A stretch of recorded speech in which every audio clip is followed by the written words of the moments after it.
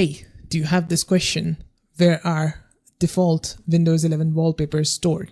In this video, I'm going to help solve the problem. So in order to find it, you need to first press on the Start menu and click on File Explorer, or you can also open it up by using this shortcut, which is Windows plus E key. Now you need to go with this PC and your C drive or wherever you have got your Windows installed. Then you need to scroll down. You're going to find Windows here, press on it, go inside it, then scroll down. You're going to see Web.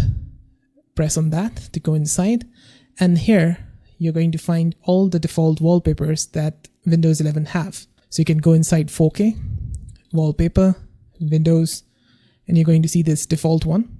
Go inside Screen, and you're going to see all this. Then touch Keyboard, and these are all the ones for it.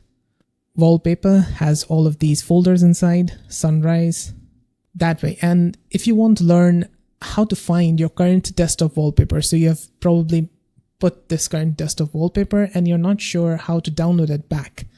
Maybe you have deleted the file and such. So I've made another video on it. You can check it out at the end on the right hand side.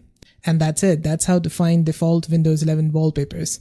I hope this video helped solve a problem. If it did, let me know with a like and comment. And on the right hand side, you can find more Windows 11 and other tech related guides and fixes. See you there. Bye for now.